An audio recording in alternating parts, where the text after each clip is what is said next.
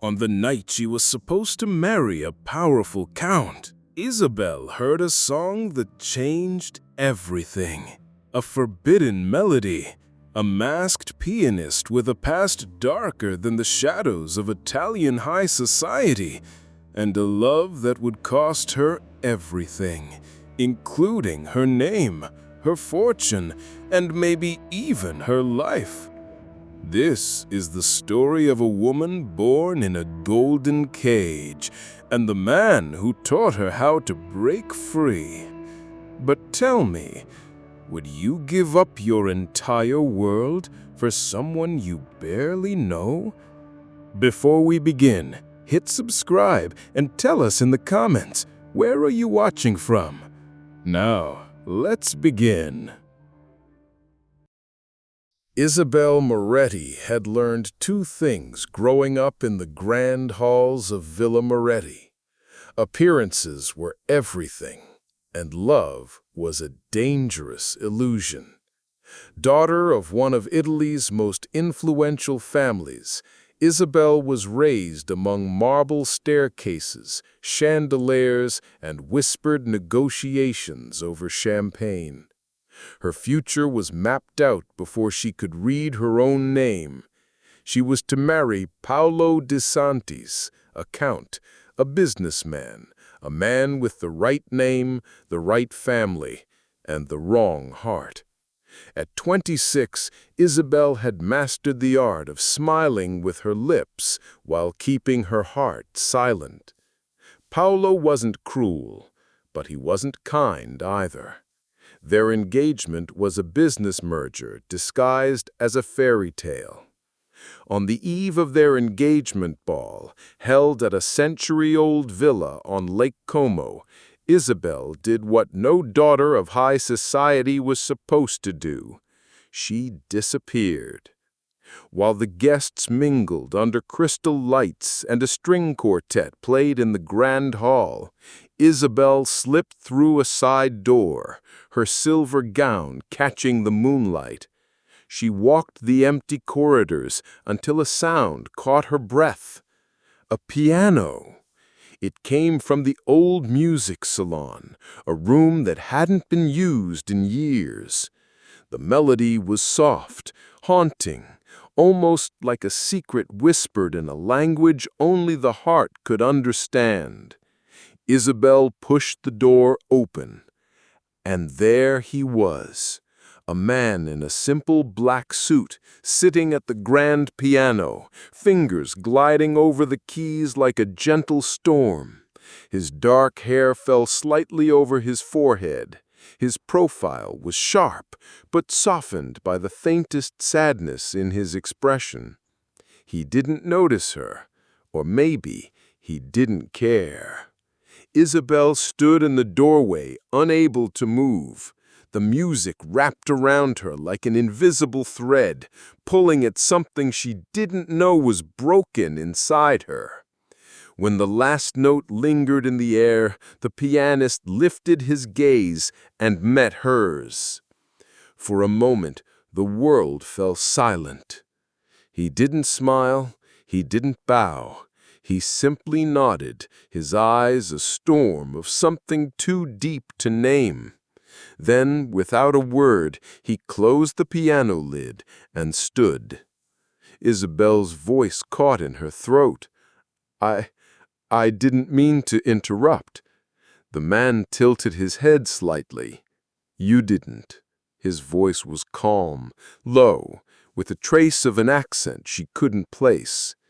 He walked past her, pausing for the briefest second. "You shouldn't be here," he said quietly. "This isn't your song." And with that, he was gone. Isabelle stood frozen, heart racing against her ribs. "This isn't your song." She returned to the ballroom hours later, or maybe it was minutes. Paolo noticed her absence, but didn't seem to care. As long as she smiled beside him for the photos, her heart could be anywhere. But that night, as she lay awake in her gilded bedroom, Isabelle replayed the melody over and over in her mind, and the strangest words echoed even louder.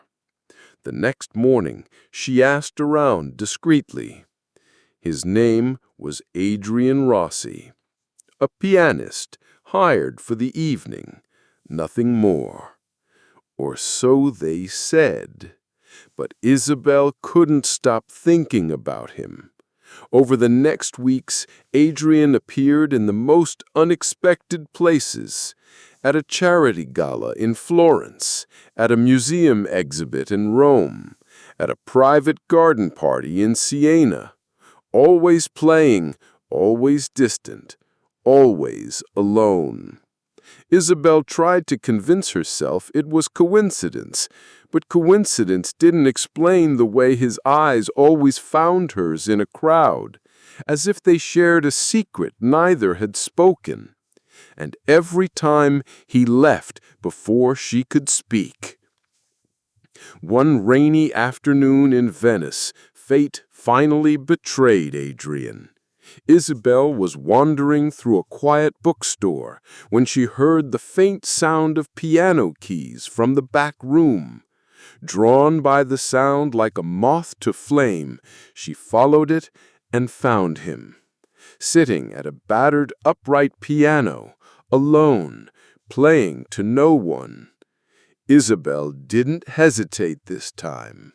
You follow me, or do I follow you? Adrian turned his head slowly, meeting her eyes. You shouldn't be here, he repeated softly. And yet I am. Isabelle stepped closer. Why? He closed the piano lid gently. Because some cages are invisible, and you seem very good at pretending you don't see yours. Isabelle felt a sharp sting in her chest. You don't know me. No, I don't. Adrian stood, folding his hands in front of him. But I know a prisoner when I see one. For the first time in years, Isabelle didn't have a rehearsed answer.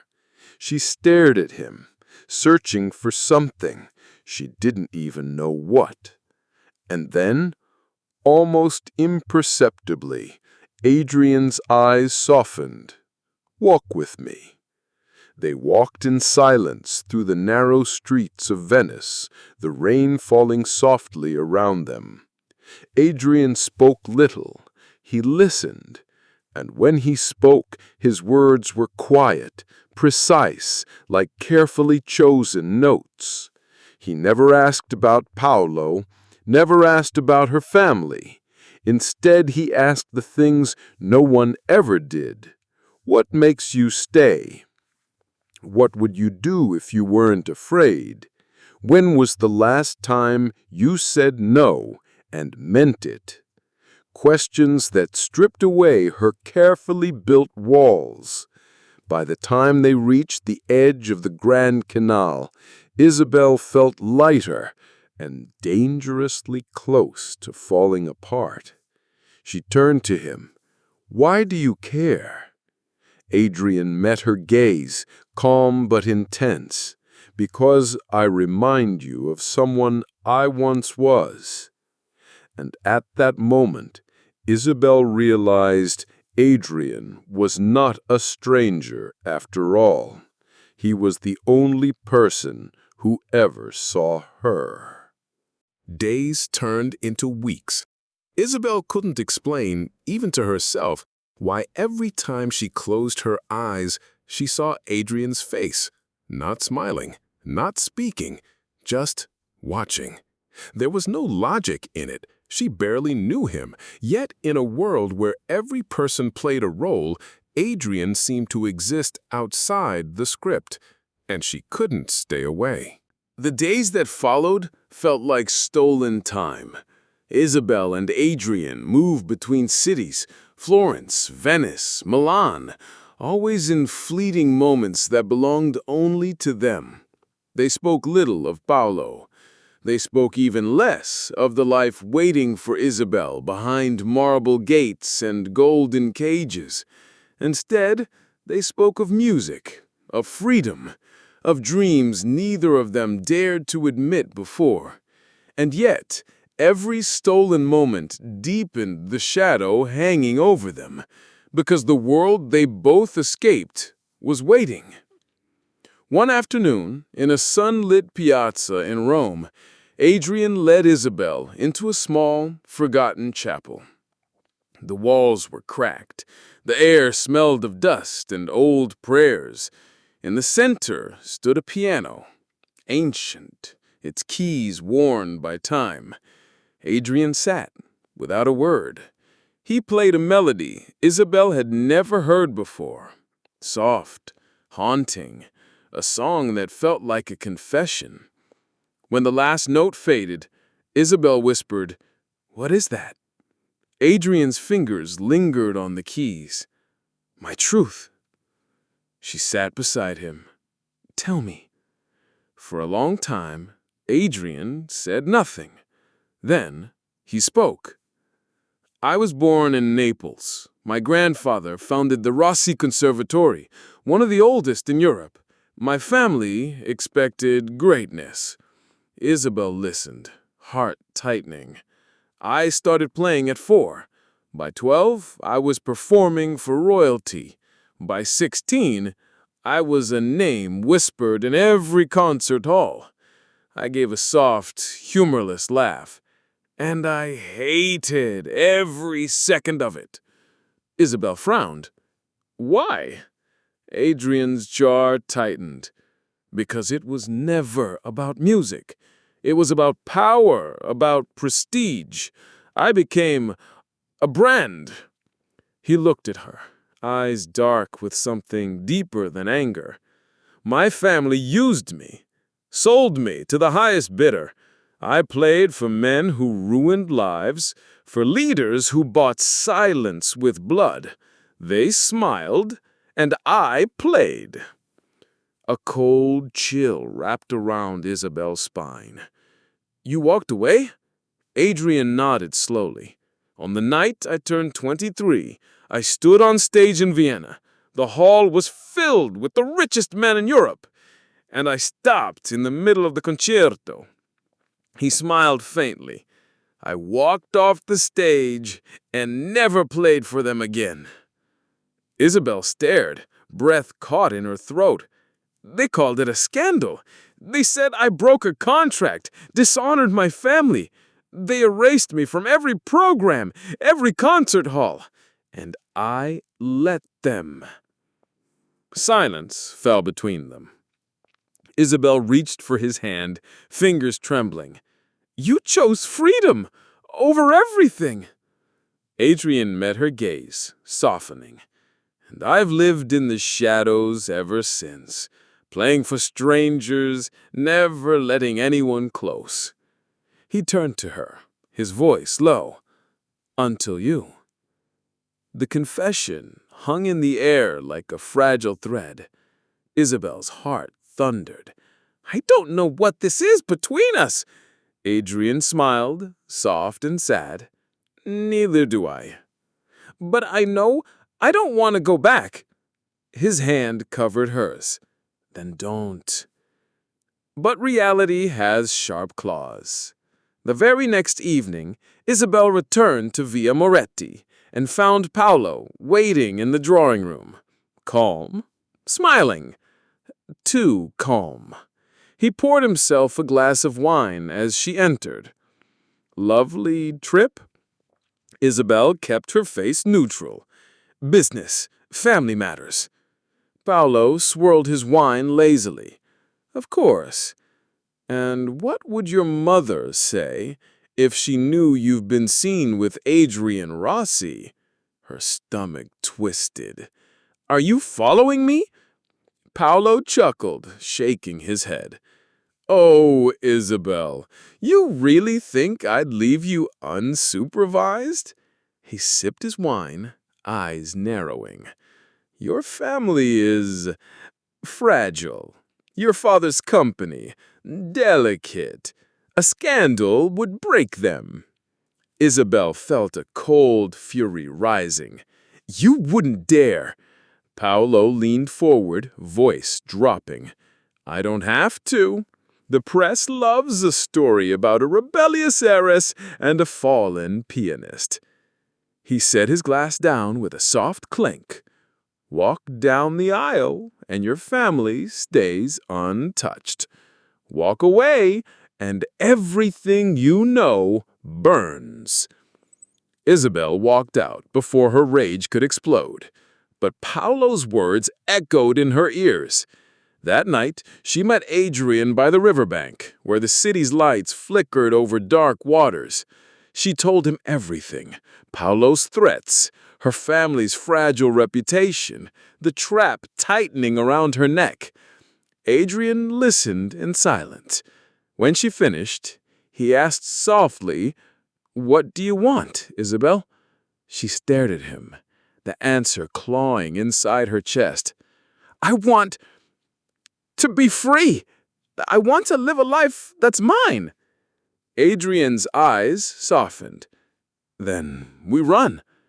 The words felt reckless, impossible, beautiful. Isabelle laughed, a bitter, nervous sound. "And how go where? How? Paolo will destroy my family." Adrian reached for her hand. "We leave before he can. We start over. Anywhere." She shook her head, heart pounding.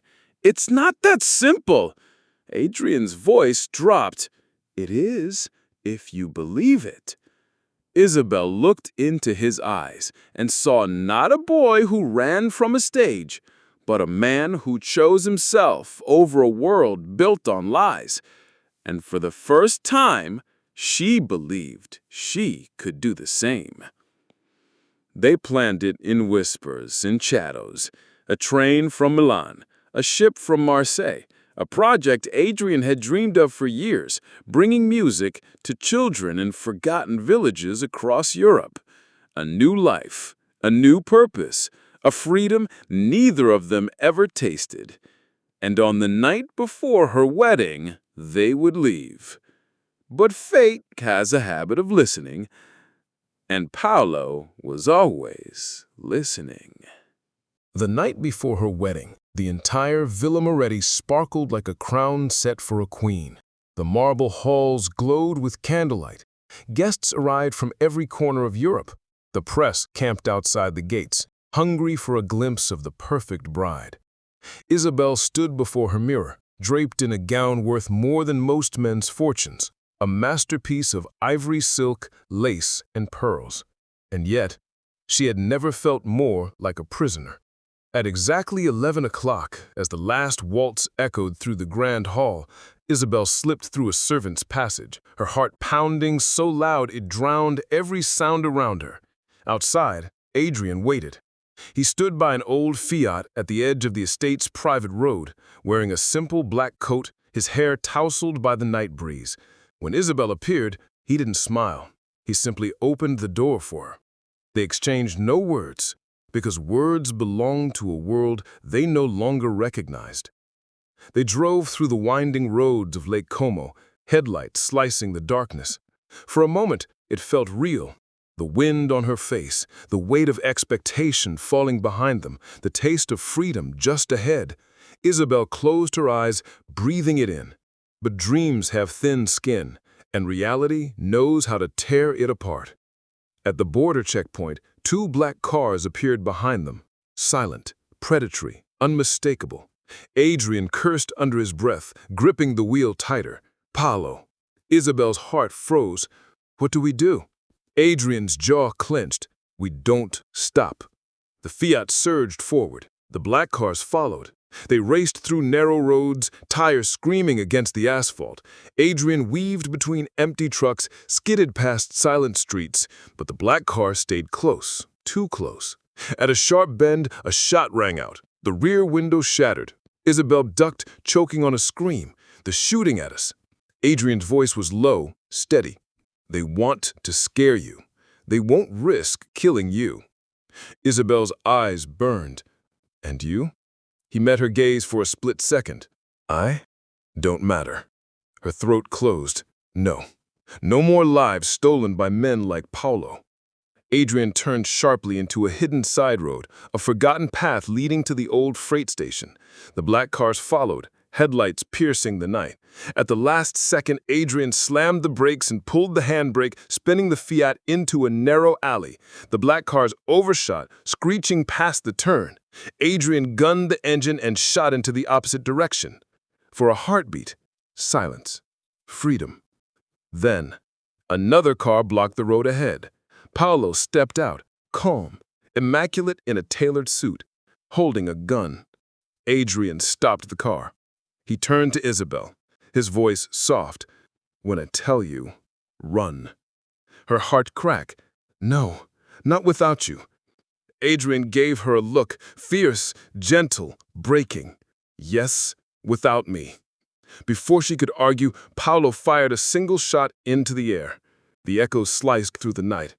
"Out," Paolo called, his voice a cold command. Isabelle stepped out slowly, hands raised. Adrian followed. Paolo smiled, almost like an old friend greeting them.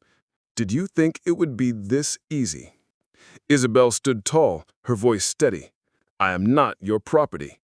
Paolo's eyes gleamed with something darker than fury. "You are until I say you're not." He pointed the gun at Adrian and smiled.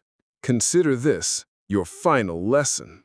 Isabelle's world froze, but before Paolo could pull the trigger, another voice sliced through the night. "Enough!" From the shadows behind them, a man stepped forward, old, dressed in a dark overcoat. Adrian's breath caught. "Grandfather." Giorgio Rossi, founder of the Rossi Conservatory, the man whose name held more power in Italy's high society than a dozen counts combined. And Adrian's blood. Paolo's smile faltered. "Giorgio, this isn't your concern." Giorgio's eyes were sharp as glass. "My grandson is my concern." He turned to Adrian. "You think you can run from who you are." Adrian's voice broke. "I'm not you." Giorgio nodded slowly. "No, you're better. And that's why I won't let you die for her." He looked at Paolo. "Lower the gun." Paolo laughed. "Do you think I care about your old man games?" Giorgio stepped closer. "You care about what comes next." From the dark, men appeared. Security, reporters, photographers, all holding cameras, all recording. Paolo froze. Giorgio's voice was a soft dagger. "I called the press tonight. I thought they deserved to see the future husband of Isabelle Moretti threatening her with a gun." Paolo's face turned ash white. The cameras flashed. In that moment, everything collapsed. Paolo dropped the gun. He turned to Isabelle, eyes burning. "You did this." Isabelle met his gaze, her voice quiet but unbreakable. "No, you did." Giorgio stepped beside her. "For the record," he said calmly, "my grandson renounces any claim to the Rossi fortune. As for Isabelle, she's under my protection." Isabelle stared at the old man. "Why?" Giorgio gave her a look, soft, almost kind. "Because you remind me of someone I once loved." By dawn, Paolo's scandal filled every newspaper. His empire fell within days, but Isabelle's freedom had only just begun. As the sun rose over the horizon, Adrian and Isabelle stood on the platform of a quiet station, bags at their feet. No guards, no reporters, no cages. Just them and the open road ahead. Adrian looked at her. "Are you ready?" Isabelle smiled softly. "For the first time, yes." They boarded the train together, leaving behind a world of masks and stepping into a life they would write on their own terms. But some shadows follow you wherever you go. For the first time in her life, Isabelle woke up to the sound of nothing. No servant's footsteps, no urgent phone calls, no whispers of scandal waiting outside her door.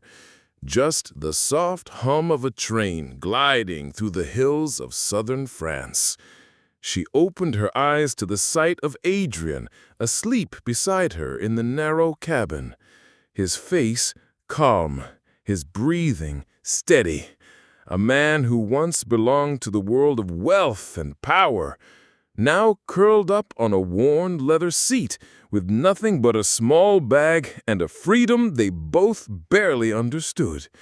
And somehow, she had never felt richer. They traveled with no plan, from Marseille to Barcelona, from Lisbon to the villages of southern Spain. Adrian played in small town squares, old churches, and local cafes, sometimes for coins, sometimes for nothing. But every note he played was his. And Isabelle, she watched him become the man he had always hidden beneath shadows. And maybe she became someone else, too. In a small town near Seville, they began their project, the dream Adrian once whispered on the banks of the Arno. They gathered children from nearby villages, teaching them music with nothing but borrowed instruments and open hearts. Isabelle saw children's eyes light up when Adrian played. She saw hope where there was only silence. And in the quiet moments between lessons, she saw Adrian look at her not as a trapped heiress, but as a partner, an equal, a woman who had chosen to rewrite her story. One afternoon, as the sun set over the olive groves, Isabelle sat beside Adrian on the steps of the old church. They watched the children run, their laughter echoing in the golden air. Isabelle leaned against him. "I didn't know life could be this simple." Adrian smiled, soft. "It's not simple. It's real." She closed her eyes, breathing him in.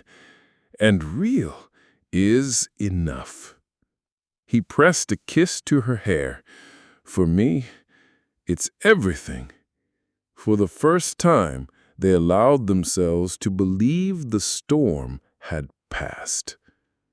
But shadows move quietly, and some debts don't stay buried.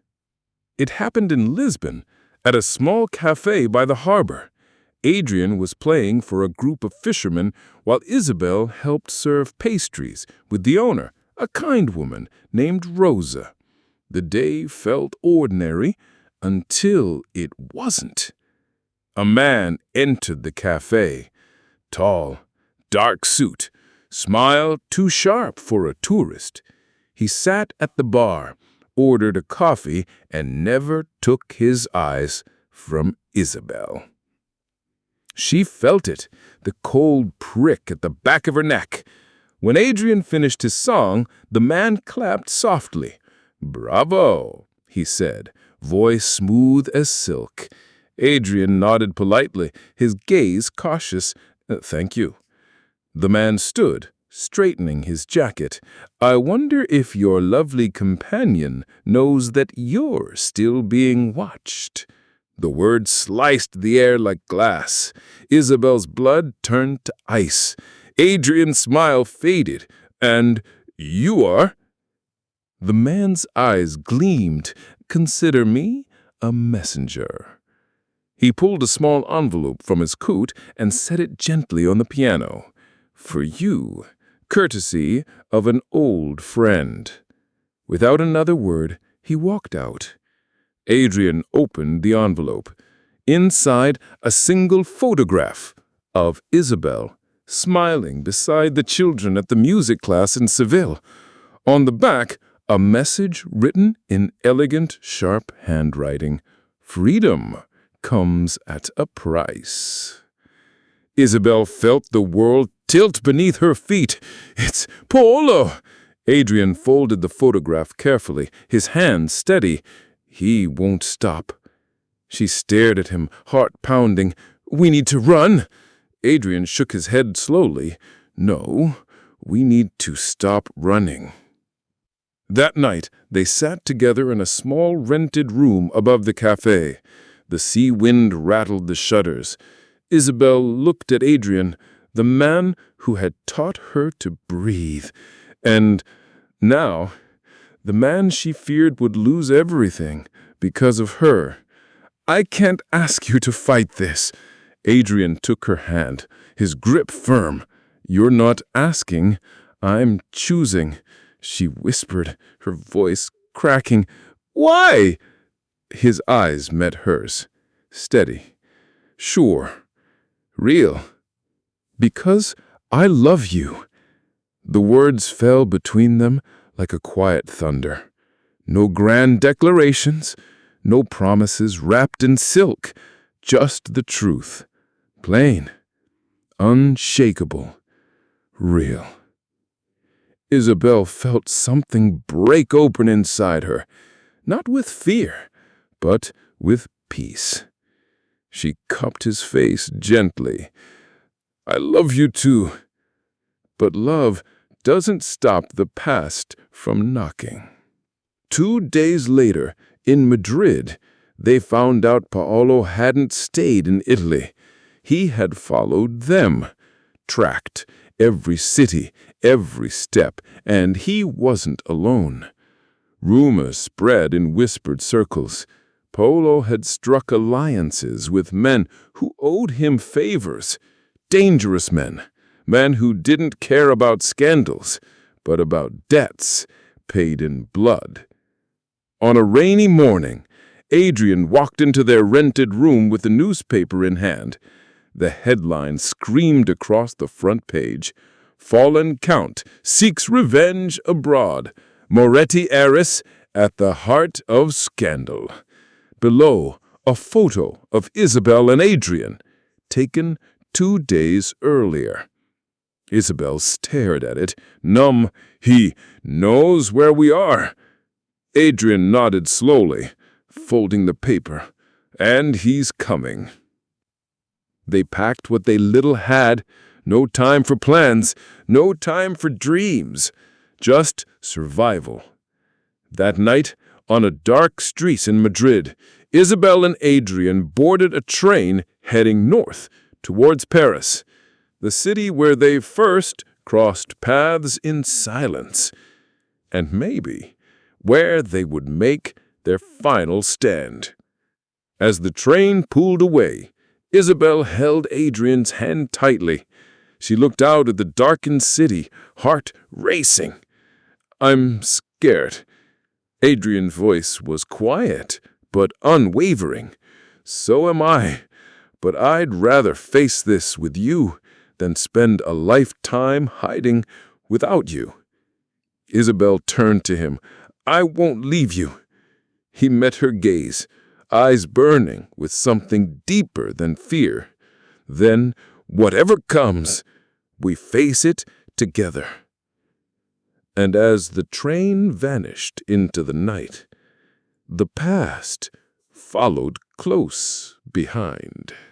Paris, the city that once whispered promises of art, freedom, and rebellion, now stood silent beneath a gray sky.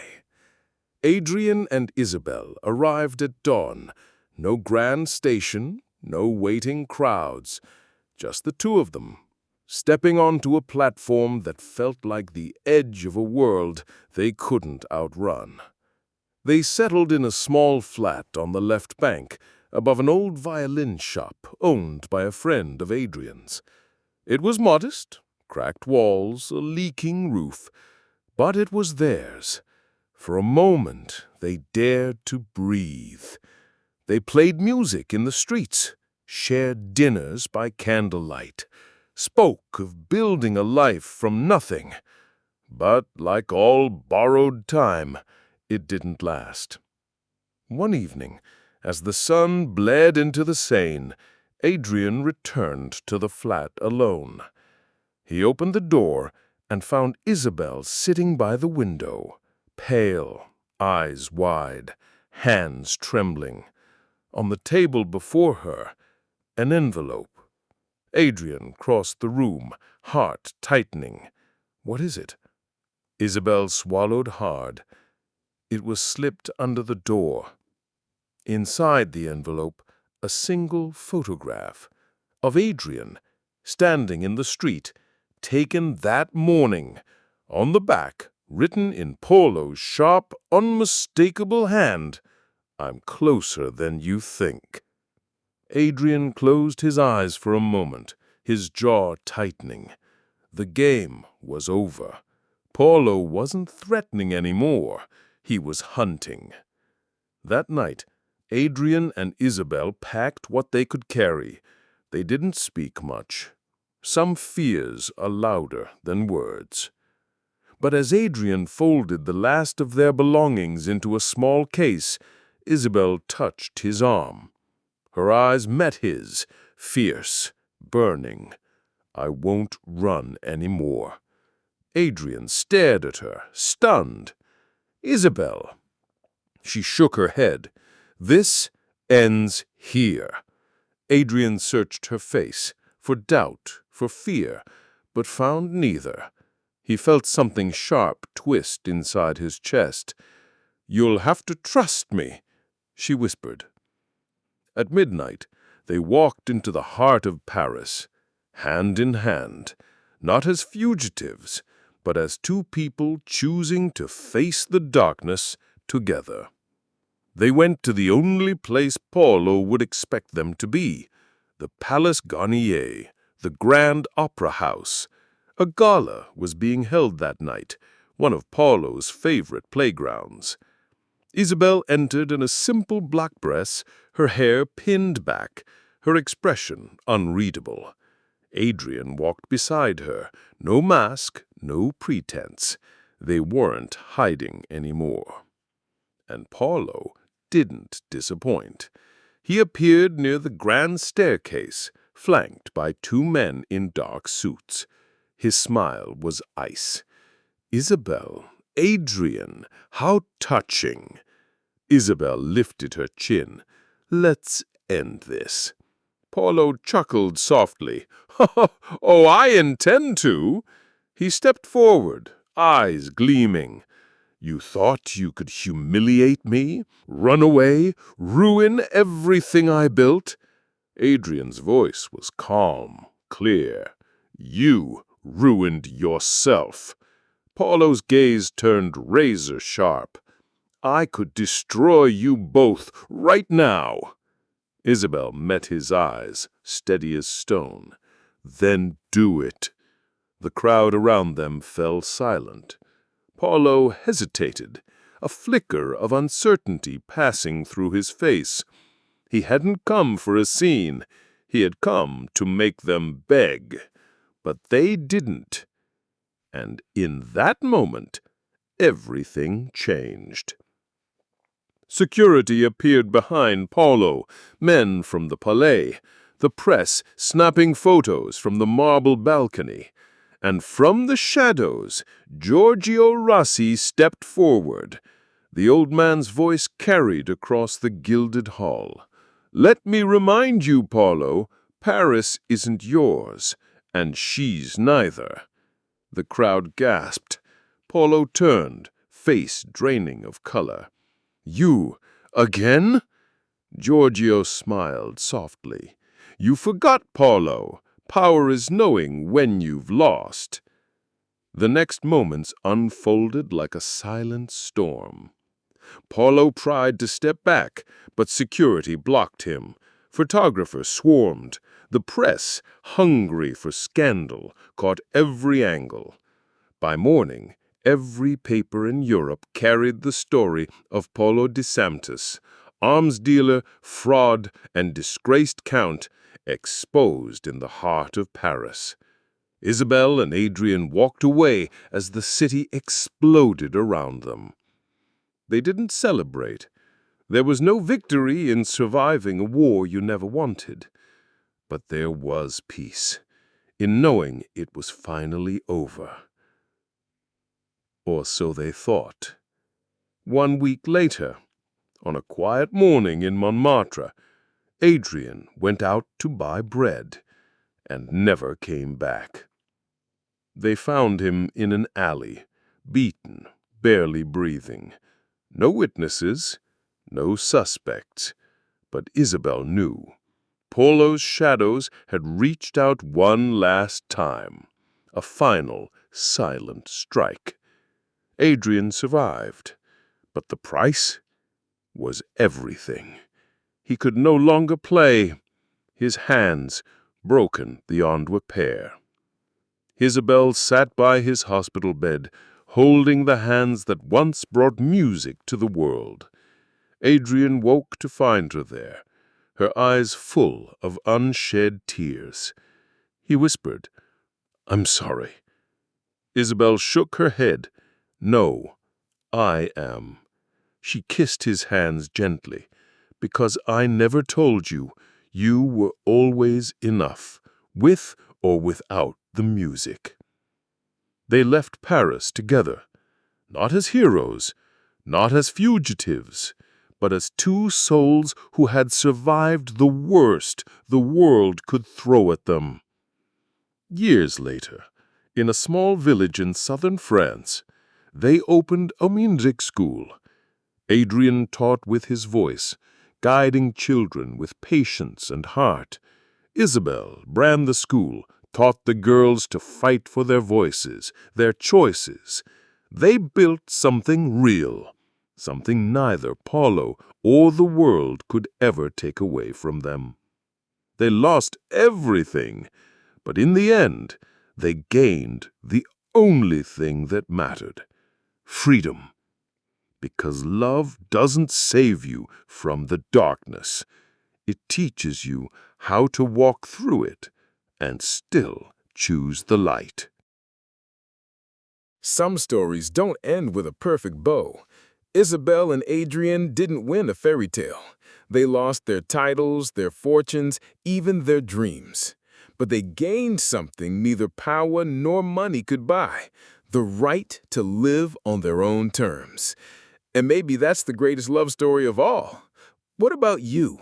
Would you risk everything for freedom? Tell us in the comments. And don't forget to subscribe for more stories that stay with you long after they end.